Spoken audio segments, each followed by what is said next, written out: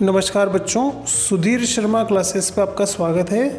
आज हम इस वीडियो में पढ़ेंगे एनसीईआरटी क्लास 10th की एक्सरसाइज सेकंड बहुपद। इस वीडियो में हम समझेंगे बीजीय व्यंजक के बारे में, फिर हम समझेंगे बहुपद किसे कहते हैं, बीजीय व्यंजक और बहुपद में क्या अंतर होता है वो भी हम इस वीडियो में देखेंगे। फिर समझेंगे बहुपद के शून्यक और बहुपद के प्रकार क्या होते हैं। फिर हम बहुपद के शून्यकों का ज्यामितीय अर्थ क्या होता है वो समझेंगे और लास्ट में हम हल करेंगे एक्सरसाइज 2.1। तो इस वीडियो में हम देखेंगे बच्चों एक्सरसाइज सेकंड। एक्सरसाइज फर्स्ट हम पहले कंप्लीट कर चुके हैं। आइए पहले समझते हैं बीजीय व्यंजक क्या होते हैं। नीचे कुछ उदाहरण दे रखे हैं जिससे आप समझ सकते हैं कि बीजीय व्यंजक क्या होते हैं। जैसे पहला उदाहरण है 2x + 3y + 4। ये एक बीजीय व्यंजक है क्योंकि ये दो चर x और y से मिलकर बना है। इसी तरह से दूसरा जो बीजीय व्यंजक है 2m² + 3m + 4, ये भी एक बीजीय व्यंजक है। इसमें जो चर है वो है m। लेकिन आप यहाँ देख पा रहे हैं कि m की जो अधिकतम घात है वो 2 है, तो हम कहेंगे ये द्विघातीय बीजीय व्यंजक है, लेकिन इसमें एक ही चर है। अब आप ध्यान दीजिए थर्ड वाला बीजीय व्यंजक पर, ये चर x से बना है और आप देख पा रहे हैं कि यहाँ पर x की जो अधिकतम घात है वो 3 है, अर्थात इसे हम कहेंगे त्रिघातीय बीजीय व्यंजक। क्योंकि यहाँ x की अधिकतम घात 3 है, इसलिए इसको हम कहेंगे त्रिघातीय बीजीय व्यंजक। तो इस प्रकार बच्चों ये जो 5 उदाहरण हैं ये सभी बीजीय व्यंजक हैं और बीजीय व्यंजक से ही बहुपद बनते हैं। बीजीय व्यंजक को हम बहुपद कह सकते हैं। पहला, दूसरा और तीसरा जो बीजीय व्यंजक है इन्हें हम बहुपद भी कह सकते हैं। लेकिन जो चौथा बीजीय व्यंजक है x² + 4√x + 3, ये बीजीय व्यंजक तो है लेकिन ये बहुपद नहीं है। जो चौथा उदाहरण है इसे हम बीजीय व्यंजक तो कहेंगे लेकिन ये बहुपद नहीं है, क्योंकि आप यहाँ देख पा रहे हैं कि 4√x है। √x का मतलब है कि यहाँ x पे जो घात है, रूट का मतलब आधी घात है। तो अगर किसी बीजीय व्यंजक पर घात आधी हो या घात माइनस में हो तो ऐसे बीजीय व्यंजक को हम कहेंगे कि ये बीजीय व्यंजक तो है लेकिन ये बहुपद नहीं है। इसी प्रकार ये जो पांचवा उदाहरण है इसमें 1/x² का मतलब है कि यहाँ x की जो घात है वो बटा में है, नीचे चला गया x, यानी ये घात माइनस में है। तो ये बीजीय व्यंजक तो है लेकिन बहुपद नहीं है। तो बहुपद की क्या डेफिनेशन होना चाहिए, जैसे कि आप देख पा रहे हैं कि वह बीजीय व्यंजक जिसमें चर राशि मतलब x, m आदि की घात एक पूर्ण संख्या हो, मतलब घात +1 हो, +2 हो, +3 हो, तो ऐसे बीजीय व्यंजक को हम कहेंगे बहुपद। बीजीय व्यंजक में घात माइनस में या आधी घात नहीं होना चाहिए। तो बहुपद वह बीजीय व्यंजक होता है जिसमें चर राशि की घात प्लस में होती है।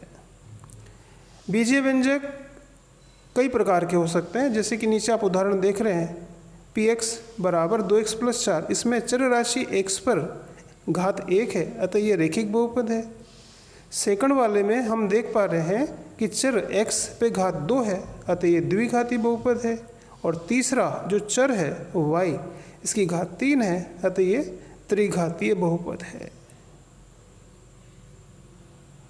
अब हम समझेंगे कि बहुपद के शून्यक क्या होते हैं। एक बहुपद यहाँ लिया गया है px = x² - x - 6। अगर हम इसमें x के स्थान पर 3 रखें, जहाँ भी आप इसमें x देख पा रहे हैं उसमें हम x की जगह 3 रखें, तो हो जाएगा p3 = x² मतलब 3 का स्क्वायर -3 - 6। सरल करेंगे 3 का स्क्वायर की जगह हम लिखेंगे 9 -3 - 6, तो माइनस के 3 और माइनस का 6, माइनस का 9 और प्लस का 9। तो इस प्रकार यहाँ 3 रखने पर इसका जो मान है वो 0 हो जाता है इस बहुपद px का। तो हम ये कह सकते हैं कि यहाँ x बराबर 3 रखने पर इस बहुपद का मान 0 होता है। अतः इस द्विघात बहुपद का जो शून्यक होगा वो होगा x बराबर 3, क्योंकि x 3 रखने पर ये बहुपद का मान 0 हुआ है। तो जिस मान पर बहुपद का मान 0 हो जाए उसको हम कहते हैं उसका शून्यक। इसकी डेफिनेशन इस तरह से हो सकती है।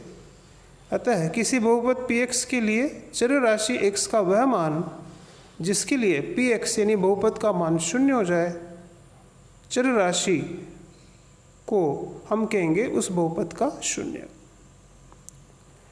तो बच्चों बहुपद का शून्यक का मतलब है चर राशि का वो मान जिस पर उस बहुपद का मान 0 हो जाए।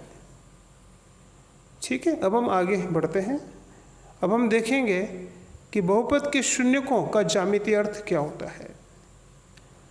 अगर कोई बहुपद का ग्राफ आपको दिया जाए, जैसे कि चित्रानुसार अब मान लेते हैं कि बहुपद px का जो ग्राफ है वो हरी जो लाइन है उस प्रकार से है। अगर आपको ये बताना है कि इसके कितने शून्यक होंगे तो आपको ये देखना पड़ेगा कि ये जो ग्राफ है ये एक अक्ष को कितनी बार काटता है। तो हम लाल डॉट से हम समझ पा रहे हैं कि ये एक अक्ष को 3 जगह काटता है। तो हम कह सकते हैं कि ग्राफ अगर आपको दिया जाए तो ग्राफ में एक अक्ष को कितनी बार काटेगा उतने ही होंगे उसके शून्यक। यहाँ पर जो है शून्यक वो 3 है। ये है इसका ज्यामितीय अर्थ। इसकी डेफिनेशन ज्यामितीय अर्थ को शब्दों में इस तरह से कह सकते हैं। अतः किसी बहुपद px के शून्यक उतने ही होंगे जितनी बार बहुपद px की जो संगत समीकरण होगा उसका जो ग्राफ होगा वो x का अक्ष को प्रतिच्छेद करेगा या स्पर्श करेगा।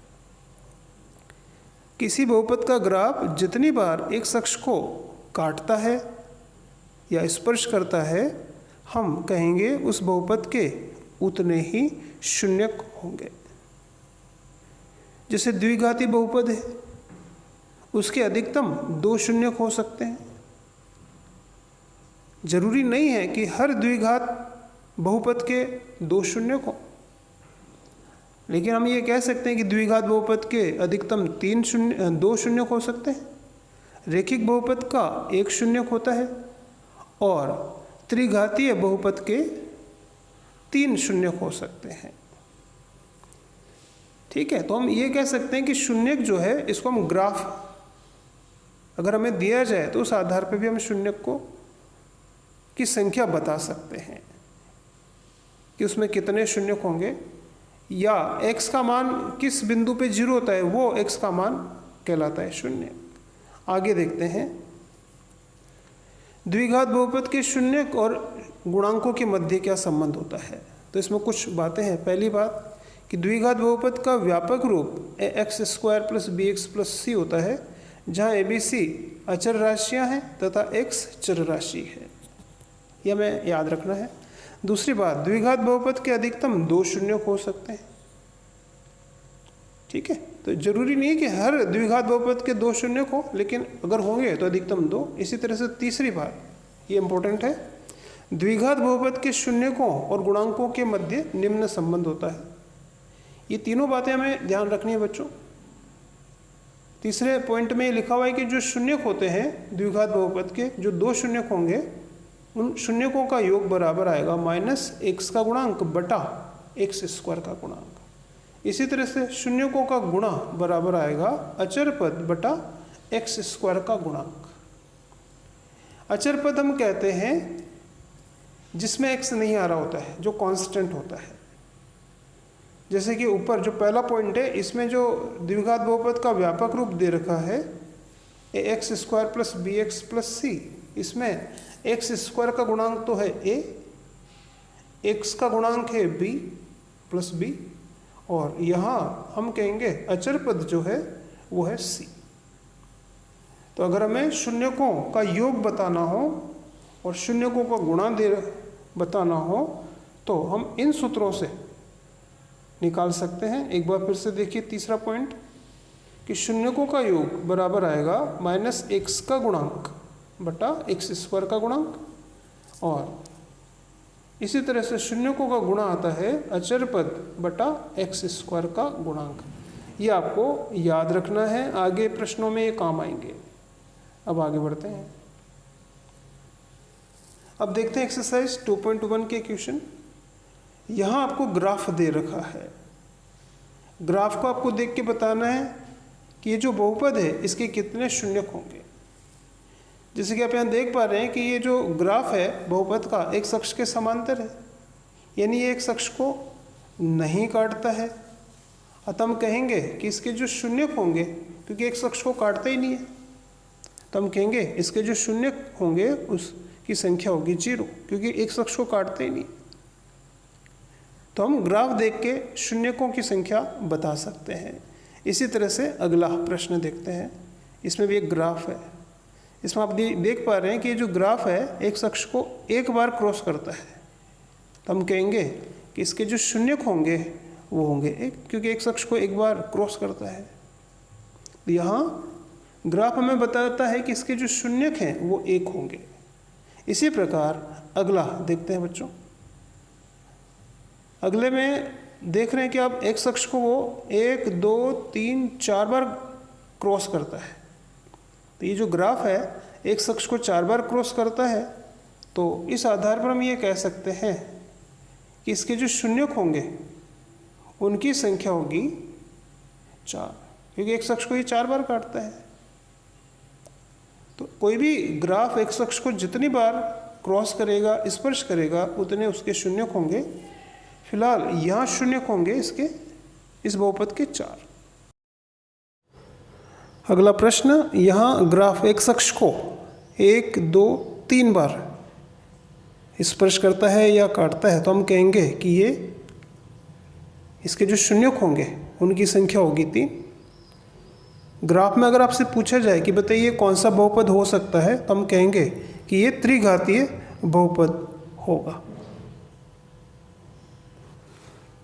अगला प्रश्न है बच्चों, यहाँ पे आप देख रहे हैं कि जो ग्राफ है वो एक अक्ष को 3 बार काटता है, अतः हम कहेंगे इसके जो शून्यक होंगे उनकी संख्या होगी 3, क्योंकि एक अक्ष को ये 3 बार काटता है। इसी तरह से देखते हैं अगला प्रश्न। अगला प्रश्न है बच्चों, इसमें जो ग्राफ दे रखा है ये एक अक्ष को 1 बार काटता है, तो हम कहेंगे कि यहाँ पे जो शून्यकों की संख्या होगी, बहुपद के शून्यकों की जो संख्या होगी इसकी संख्या होगी 1।